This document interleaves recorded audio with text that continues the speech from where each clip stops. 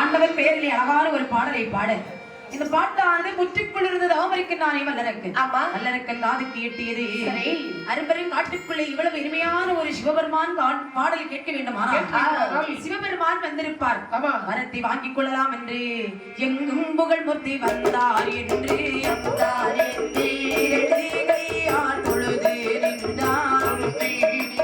அடி தோழுதது அரக்கனும் தான் அரக்கனும் தான்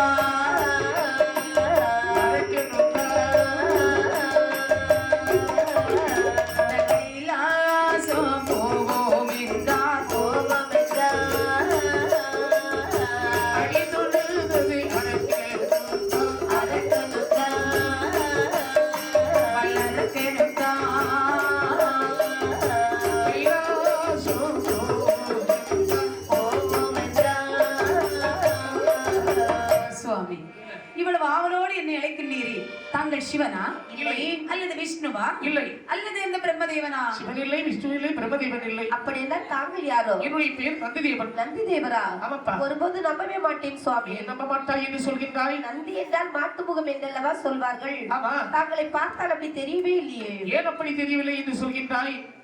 மாட்டுத்தலை காணவில்லை என்று சொல்கின்றாய். ஆமா அப்பா, இதோ பார், உன்னை அழைப்பதற்கு பகவான் கொடுத்த நேரமானது எப்படிப்பட்ட நேரம் தெரியுமா? எப்படி? மதியம் திரும்புவதற்குள் அழைத்து வர வேண்டும் என்று. ஆமா, நான் மாட்டுத்தலையோடு வந்து கொண்டிருக்கும் போது, அதாவது எல்லோரும் என்னை பார்த்து பரிகாசம் பேசுவார்கள் என்று சரி சுருவத்தை மாற்றி வந்திருக்கின்றேன்.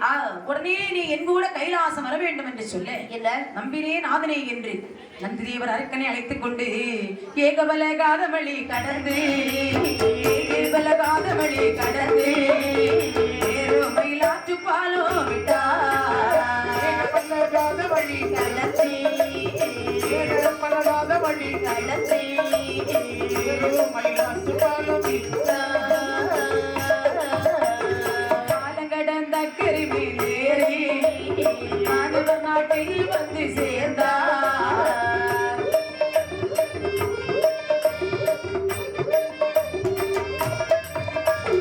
மாணவர் நாட்டில் வளர்ப்போம் இல்லா, மாணவர் நாட்டில் வளர்ப்போம் இல்லா, மகிழ்ந்து கொண்டாடி வல்லரக்கன்.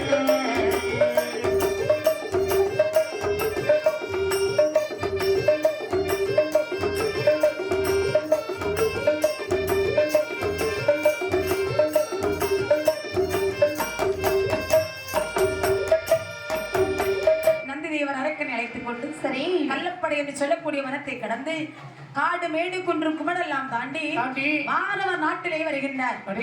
சுவாமி, இது எந்த உலகம்? இதுதான் மாணவர் உலகம். இங்கே இருப்பவர்கள் எல்லாம் நம்மை போலுள்ள ஆட்கள், ஆனால் அங்கே இருப்பவர்கள் மாணவர்கள். ஆமா, மாணவர்களுக்கு ஏதாவது விசேஷங்கள் உண்டுமா சுவாமி?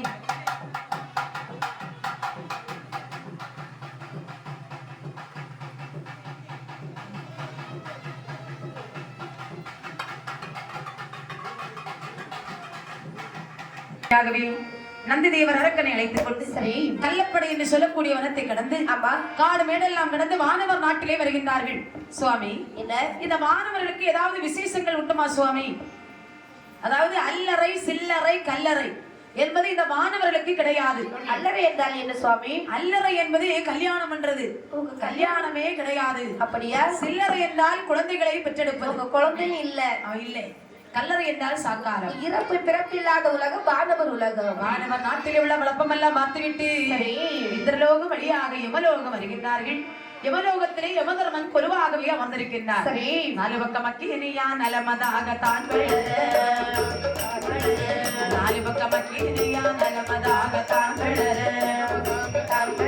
நடுவில் ஒரு கம்பத்தடி நாட்டினார். அறமாய் வட்ட பலகை மேலே போற்றினார். நலமதாக தான்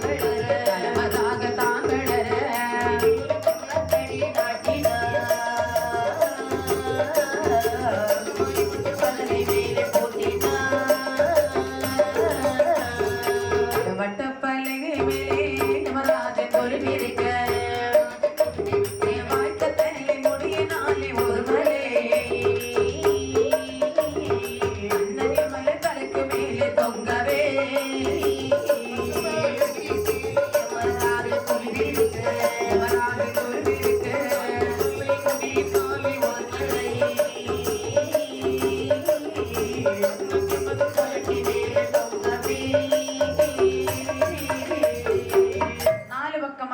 பாரு, நடுவிலே ஒரு இரும்பு கம்பம், கம்பத்தடிக்கு மேல் ஒரு வட்ட பலகை, வட்ட பலகைக்கு மேல் யமதர்மன் எருமைக்கிடா வாகனத்திலே அமர்ந்திருக்கு. சரி. தரைக்கு மேலே ஒரு தலைமுடி ரோமத்தாலே ஒரு பெரிய மலையாந்து கட்டப்பட்டிருக்கிறது. எதற்காக கட்டப்பட்டிருக்கிறது? இந்த உலகத்திலே யமதர்மன் நீதிபதி ஏதாவது ஒரு தவறு செய்தால் இவனுடைய தலைக்கு மேலே கட்டப்பட்டிருக்கிற மலை. அப்பா இந்த மலையாது இவனுடைய சிரசிலே விழுந்து ஓடுகின்றது பாருங்கள், அக்கினியாறு. அதிலே விழுந்து மடிந்து விடுவான். அதுதான் இவனுக்கு சமன், அங்கதன், கூற்றுவன், நீதிமான் என்ற பெயர் இருக்கிறது. இப்படி யமதர்மன் அமர்ந்திருக்கக்கூடிய கொலுமண்டபத்தை பார்த்துவிட்டு அங்கே நரகலோக வழியாக ஆண்டவன் இருக்கு கைலாசம் வருகின்றார்கள்.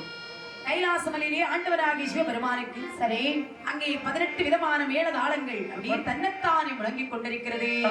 திருப்பரணி கொட்டிடவே கைமணி கட்டாளோ, கைமணி கட்டாளோ, கைமணி கட்டாளோ, கைமணி கட்டாளோ, வீரர்கள் இடக்கையில் வீராண கொம்பு கொட்டிடவே கைமணி கட்டாளோ, கைமணி கட்டாளோ,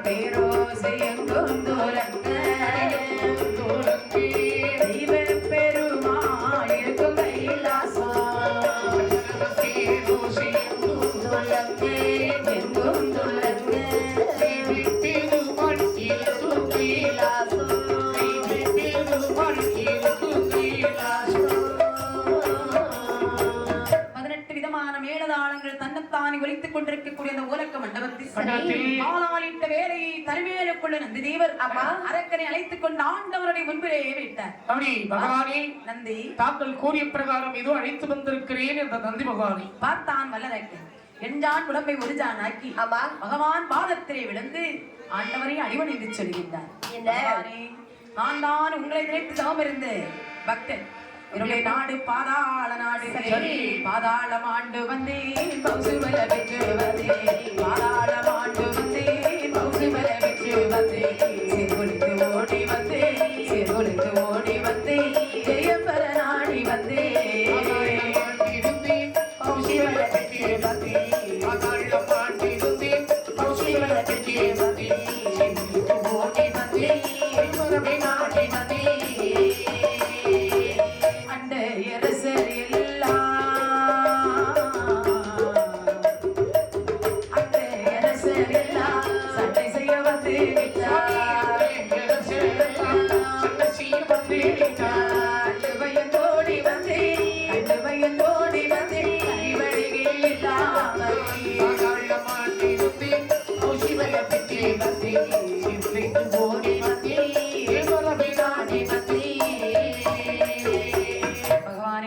என்னுடைய நாடு பாதாள நாடு. பாதாள நாட்டிலே நான் ஒரு பெரிய சக்கரவர்த்தி. சக்கரவர்த்தியாக ஆட்சி பரிபாலனம் செய்து வரக்கூடிய நாளையிலே சிற்றரசர்கள் எல்லோரும் என் மீது பொறாமை கொண்டு சண்டைக்கு வந்து விட்டார்கள். அவர்களோடு போர் செய்ய சக்தி இல்லாமல் நாடு நகரம் வீட்டு மனைவி சொத்து சுகம் இதெல்லாம் வேண்டாமன வருத்து கள்ளப்படை என்று சொல்லக்கூடிய வனத்திலே கரைக்கணன் ஆகிய தாங்களை நினைத்து 12 வருட காலம் தவத்தை செய்தேன் சுவாமி. இப்பொழுது உனக்கு என்னப்ப வேண்டும்? எல்லோரும் கேட்கிற மாதிரி எனக்கு பெரிய பெரிய வரமெல்லாம் வேண்டாம், ஒரே ஒரு வரம் வேண்டும். என்ன வரம் வேண்டும் அப்பா?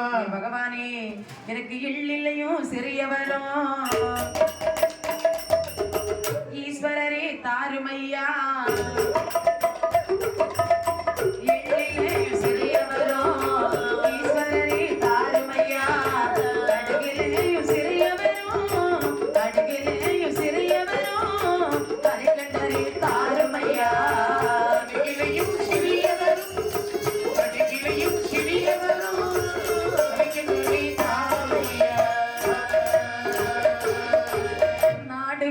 நகர வேண்டாம்,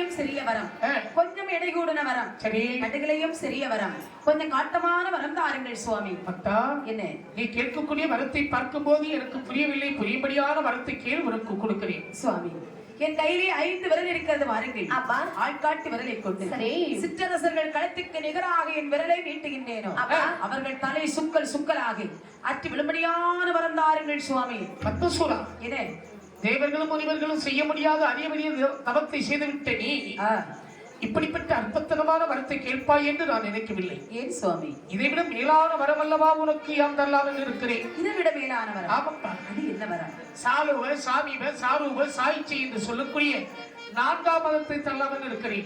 4ஆம் மதத்தை கொண்டு நான் நல்ல காரியம் செய்ய முடியாதே சுவாமி. வரத்தினுடைய மகிமையை அறியாமல் பேசுகிறாய். சரி, பரவாயில்லை.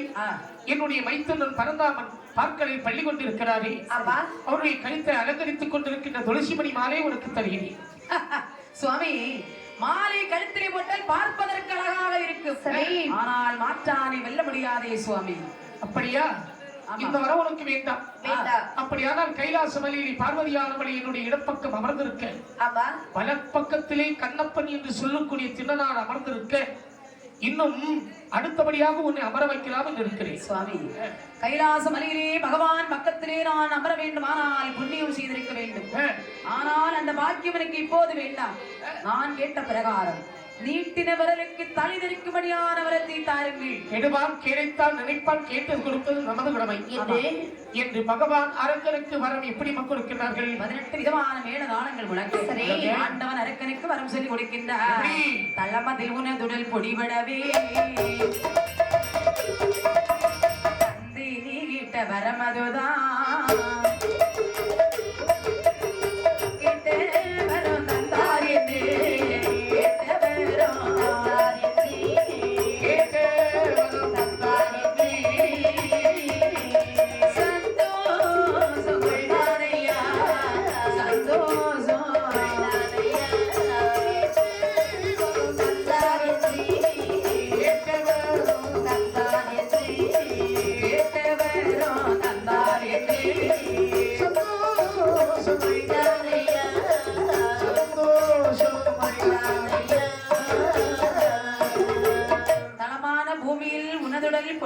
சரி, தந்தை நீ கேட்ட வரம் என்று சொன்னார் சிவபெருமான். வரம் தந்தை என்று சொன்ன உடனே ஆடினான் பாடினான் ஆனந்த கூத்தாடினான். சரி, பூனை போல் நின்றவன் புலியை போல் அப்படி செய்தான். வரம் வாங்க மட்டும் வணங்கி நின்றான். வரம் கொடுத்த உடனே நிமிர்ந்து விட்டான். சரி, வேட்டுப்பட்ட புலி எவ்வளவு வேகத்தோடு வருமோ அதை விட வேகமாக, அதாவது இந்த அரக்கனானவன் பூலோகம் போக வேண்டும், எதிரிகள் பேரிலே தலை தரிக்க வேண்டும் என்று மனதளவிலே வல்லரக்கன் விரலை நீட்டி வருகின்றான். விரலளவில் நீக்கினால் அப்போதே அக்கணமே எல்லோருடைய தலையானது தரித்திருக்கும். ஆனால் இவன் அப்படி மனதளவிலே நினைத்து வருகிறான். அதாவது விரலை நீட்டி வரக்கூடிய சமயத்திலே பார்த்தார் பார்க்கடல் மன்னன். அத்தான் சிவபெருமான் அரக்கனுக்கு வரம் கொடுத்த உடனே எல்லாருக்கும் இந்த பக்கம் போறான். இவ்வளவு வேகமா? இவனை இப்படியே விட்டால் பூலோகத்திலே போன உடனே விரலை நீட்டுவான், எல்லாருக்கும் தலையும் தெரித்து விடும். அப்படி இந்த அரக்கனுடைய சிந்தனையை மாற்றி செய்கின்றார். அரக்கனுடைய சிந்தனையானது சுழந்தது. தந்த பகவானை சோதிக்க வேண்டும் என்று நீட்ட தோண்டித்தானே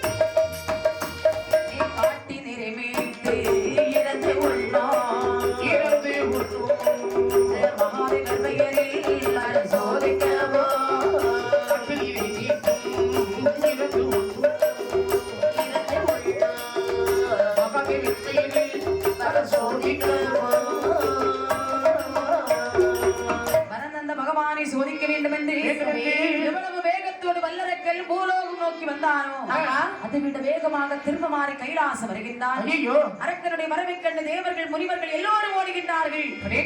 அதாவது கந்தன் கணபதி கலைமகள் 33 கோடி தேவர்கள் 48,000 மகிழ்ச்சிகள் சங்கத்தார் சமயத்தார் தானவர்கள் வானவர்கள் எல்லோரும் ஓடினார்கள். எல்லோரும் ஓடும்போது ஆதிபரா சக்தியும் மறைகிறாள். சக்தி மறைந்தவுடனே ஆண்டவன் நினைக்கின்றார், வரகொடுத்த நம்மளையல்லவா வல்லரக்கன் சோதிக்க வேண்டும் என்று வருகின்றார். அப்படி என்று பகவான் உண்மையிலே ஓடவில்லை. நிஜம் இங்கிருக்க ஒரு நிழலை எப்படியே காண்பிக்கின்றார். நிழலை நிஜம் என்று நம்பினான் வல்லரக்கல். அதோ ஓடுறது யாரு? சிவபெருமான் ஓடுகின்றார். இவர் நல்ல வரம் தந்தால் இப்படி ஓடுவாரா? இதற்காக ஓட வேண்டும். ஓய் சிவபெருமானே, கள்ள வரத்தை தந்து கைலாசமலையை விட்டு கள்ள வரத்தை தந்து கைலாசமலையை விட்டு காட்டு வழி ஓடலாகுமோ? பரமசிவா காட்டு வழி ஓடலாகுமோ?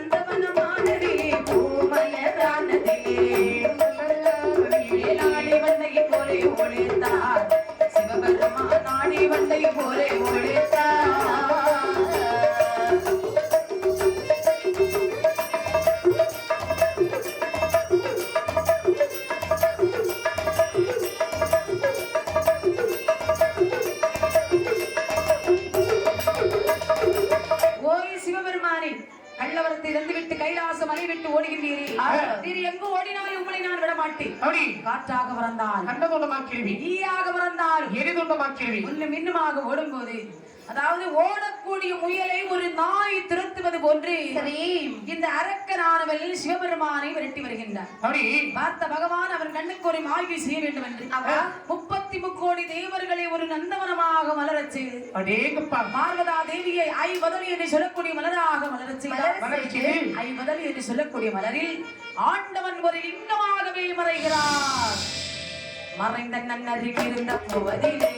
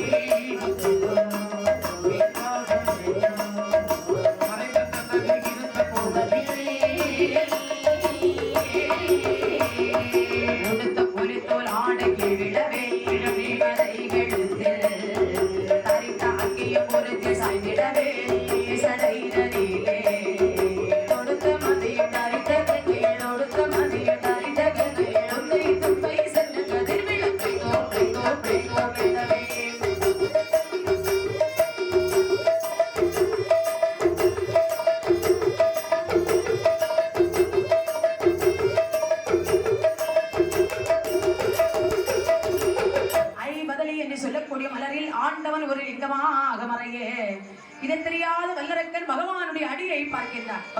அடியும் இல்லை மொழியும் இல்லை, ஆதி சிவனை காணவில்லை. எங்க ஓடினாலும் இந்த பாதியாகத்தானே வருவார். பகவானை கண்டுபிடித்தவர் தந்தவர உண்மையானவரமா பொய் வரமா என்பதை சோதித்து பார்க்க வேண்டும் அல்லவா? பார்த்து போக வேண்டும் என்று சிவனை தேடி வல்லரக்கன் கானகத்திலே இருக்கு. மலருக்குள்ளே இருந்த மகாதேவர் அந்த மாயவனையை மனதிலே வேண்டினார். இந்த எண்ணத் தெரிந்த மகாவிஷ்ணு அரக்கனை கொண்டு அத்தான் சிவனை காப்பாற்ற வேண்டும் என்று பூலோகத்திலே நாம கண்ணன் அவதாரம் எடுக்க வேண்டும் என்று மாயவன் எங்கே பிறந்து வளர்ந்து வருகிறார் பாருங்கள். எங்கே பிறந்து எங்கே வளர்ந்து வருகின்றார்? மதுராபுரியிலே தெய்வகிக்கு 8வது பிள்ளையாக பிறந்து ஆயர்வாடி வட்டணத்தில் யசோதைக்கு நந்தகோனுக்கு வளர்ப்பு பிள்ளையாக வளர்ந்து வருகின்றார். ஆயர்வாடி ஊரதிலே ஆயர்வாடி ஊரதிலே ஊரதிலே ஆயர்வாடி ஊரதிலே ஊரதிலே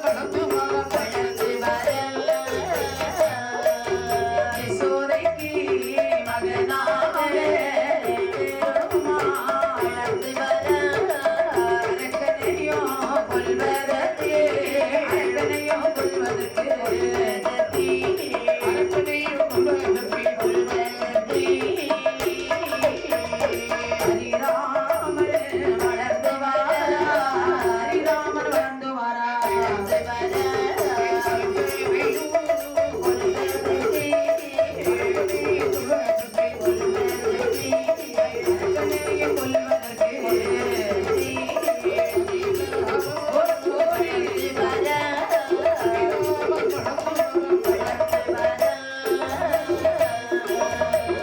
ஆயர்வாடி வட்டணத்திலே யசோதைக்கு வளர்ப்பு பிள்ளையாக செல்ல பிள்ளையாக 5 வயது சிறுவனாக வளர்ந்து வருகின்றார்.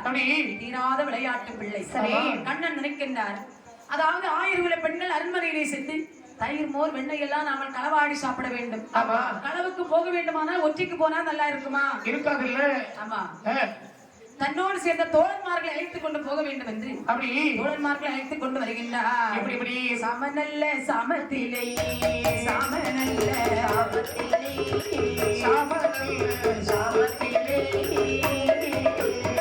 சதுசாம வேளையிலே சதுசாம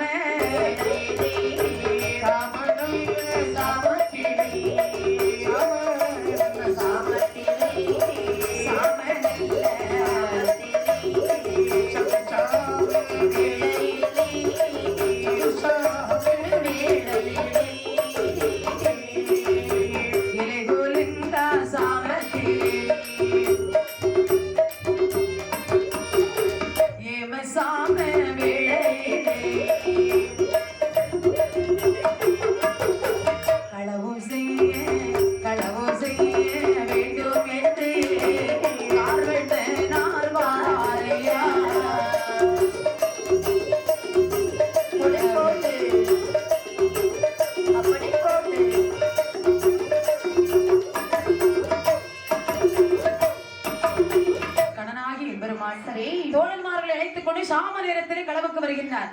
கண்ணா, எங்கடா கூட்டிட்டு போற? எங்க அத்தை வீட்டுக்கு. அத்தை வீடு எங்க இருக்கு? அதோ தெரியுது பாரு. எல்லோரும் அத்தை வீட்டுக்கே வருகின்றார்கள். கதவெல்லாம் பூட்டி இருக்கு, நீ சாவி கொண்டு வந்திருக்கிறியா? களவுக்கு வந்த இடத்துல எப்படிப்பா சாவி கொண்டு வருவது? அதாவது கண்ணனுக்கு சாவி எதுக்கப்பா? உலகத்தை ஓர் அடியால் இழந்த நாரணல் மதுசூதனன் பாமனல் பத்மநாபன் தன் கால் பெருவிரலை கொண்டு அந்த கதவிலே தொட்டார். கண்ணனுடைய பாதம் அந்த கதவிலே பட்ட போது அந்த படி இருந்தது. எல்லோரும் உள்ளே சென்றார்கள். தயிர் மோர் வெண்ணெய் எல்லாம் களவாடி சாப்பிட்டார்கள். இப்படி ஒரு நாள் 2 நாள் அல்ல, பல நாட்கள் நடந்து கொண்டிருக்கிறது. 1008 தெருவிலே மாலிவண்ணன் களவெடுக்கு அறிந்தார்கள். கோபிகா பெண்கள், எடி அக்கா, என்னடி களவெடுக்கிறது யார் தெரியுமா?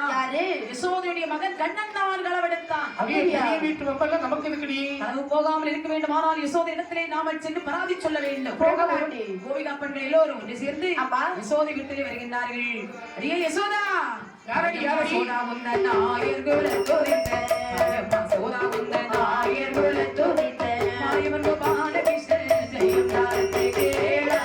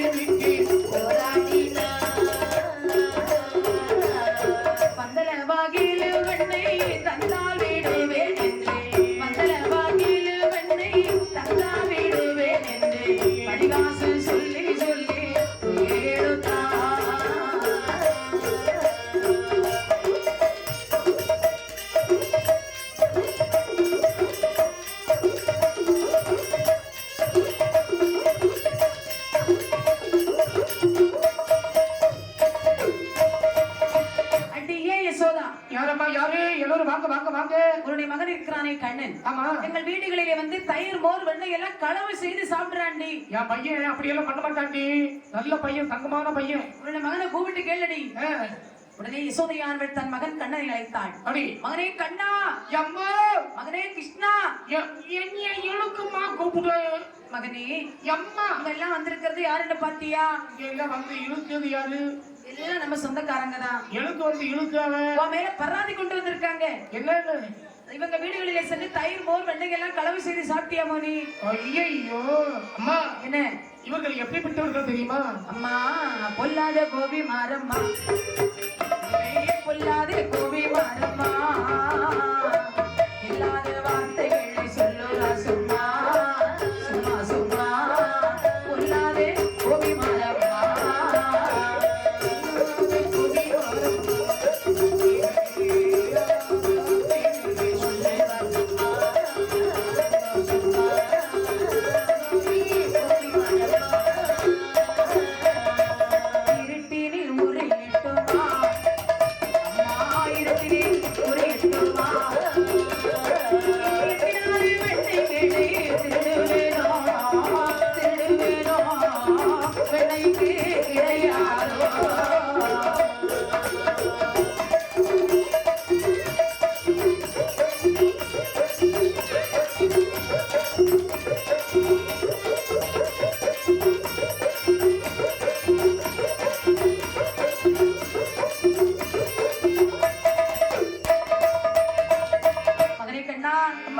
பொய்யா சொல்கின்றார்கள். ஆமாம்மா, உங்க வீட்டுக்கு நீ போகவே இல்லையா? போகவே இல்லை. அம்மா என்ன அண்ணா ஒருத்தி இருக்காளே, யாரு? அதான் உன் அத்தை பிள்ளை. ஆமா, அந்த மண்டையில கொஞ்சம் பூ வச்சுட்டு மொட்டையா இருக்காளே, ஆமா அவதாம்மா.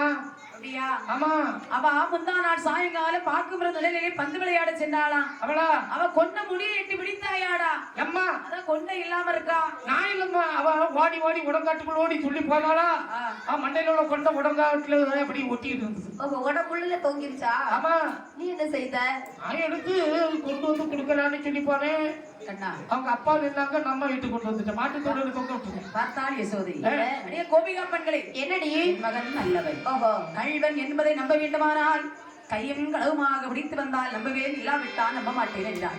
அந்த பெண்கள் எல்லாம் சென்றார்கள். சரி, பார்த்தார் மாயவன் அரக்கனை கொண்டு அத்தான் சிவனை காப்பாற்ற வேண்டும் என்று மாயவன் தனிமையிலே களவுக்கு வருகின்றார். பார்த்த கோபிகா பெண்கள் யசோதை இடத்திலே பராதி சொன்னார்கள். பார்த்தால் யசோதை கண்ணனை பிடித்தால் கண்ணி கட்டும் கல் உரையிலே கட்டினாள். கோபம் கொண்டு யசோதையாள், கண்ணா கண்ணா என் கமலை கண்ணா, வாயிரவாய் வாயிரவா, கோபம் கொண்டு யசோதையாள், கண்ணா கண்ணா வாயிரவாய் வாயிரவா, வாயிரகண்ணன் பிறந்தன போதே, வாயிரகண்ணன் பிறந்தன போதே,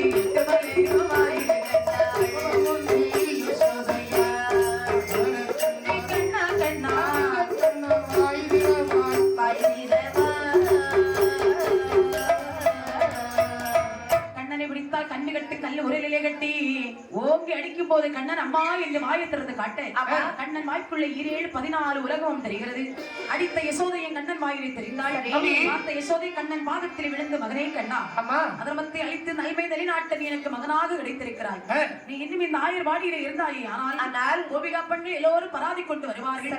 ஆடு மாடெல்லாம் கட்டணை கட்டோடு இருக்கிறது. கானகத்திலே மேய்த்து பழுதடைந்த பிறகு வீட்டுக்கு வாய் என்று சொல்ல, தாயானவள் இந்த வார்த்தை எப்போது சொல்வாள் என்று நினைத்து கண்ணனானவன் கன்னிகாரிகளை திரட்டி கொண்டு, கொம்பு பசுகளை வாயை திரட்டி கொண்டு, கோட்டம் செய்வார். திரட்டி கொண்டு கோட்டம் செய்வார். செடி மரத்தில் மாயவன் இருந்து கொண்டு, சுருதி செய்கொள் வாசிப்பாரா.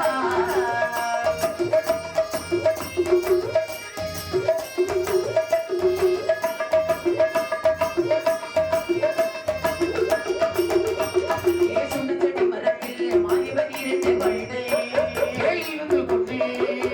கண்டகை ஆற்றில் கரை ஓரத்தில் கரணி அழத்தோ திரை சாய்த்தார்.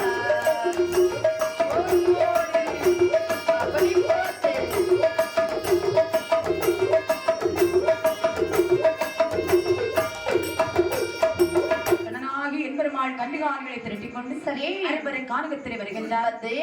கண்ணகி ஆற்றின் கரையோரம் அழகான ஒரு சுண்ட மர நிழல். அதன் அருகிலே மாடுகளை மண்டையாக மேய விட்டுவிட்டு சரி நேரம் போகாமல் இருப்பதற்கு புல்லாங்குழலை வாயிலை வைத்து பலவிதமான ராகத்தை வாசிக்கின்றார். இந்த ராகத்துணியானது யாருடைய காதலமா கேட்கிறது? அரக்கருக்கு வரத்தை கொடுத்து 50 புஷ்பத்திலே லிங்கமாக இருக்கின்றாரே சிவபெருமான். சிவபெருமான் காதலே கேட்கிறது. அருமரும் காட்டுக்குள்ளே இவ்வளவு இனிமையான ஒரு புல்லாங்குழல் ஓசை கேட்க வேண்டுமானால் நம்முடைய மைத்துனர் அந்த கண்ணனாகத்தான் இருக்கும். கண்ணன் இடத்திலே சென்றால் அரக்கனை கொண்டு நம்மளை காப்பாற்றி விடுவார் என்று சிகுழலில் சத்தம் கேட்டு சிவபெருமான் ஓடி வாரா. கண்டொருமை விட்டவரோ மாயினோ ஓடி வாரா. சடை வளர்ந்து முடி குலைத்து சடை வளர்ந்து முடி குலைத்து தள்ளாடி தடுமாறி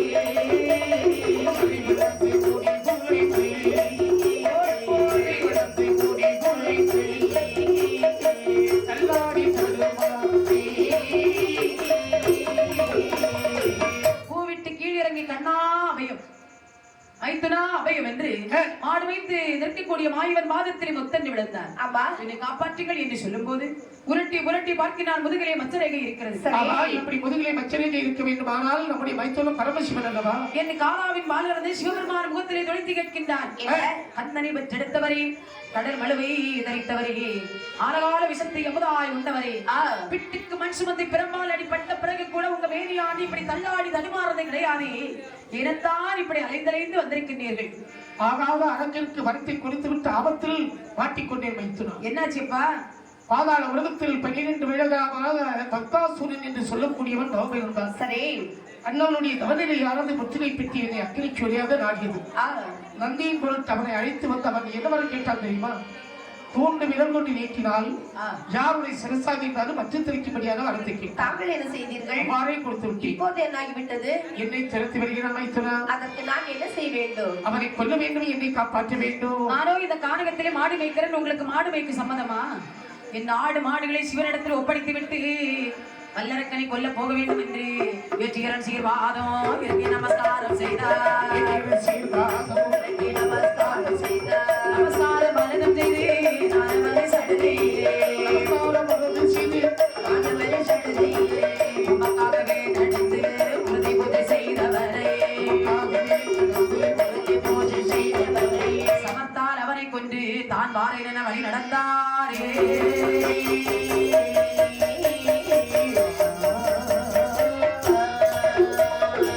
நடந்து திருமாலவிடமிட்டு நாதனார் கொடுத்த வரமதி சோதிக்கு தொடர்ந்து வந்த வல்லரக்கனை கொல்ல துணிக்க ஏது வேஷம் கொள்வோம் என்றார். வடந்தை ஆளிலே மேல் பள்ளி கொள்ளும் பச்சை வர்ணனொரு சிறுபமாறி வடந்தை உருவாகி நின்ற மாயவன் ஒரு பெண் கோலம் கொண்டாரே.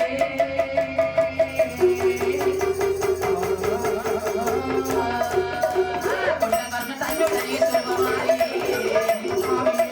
கோசலையாய் பெற்ற தமிழ் கோலம் கொள்வாரா.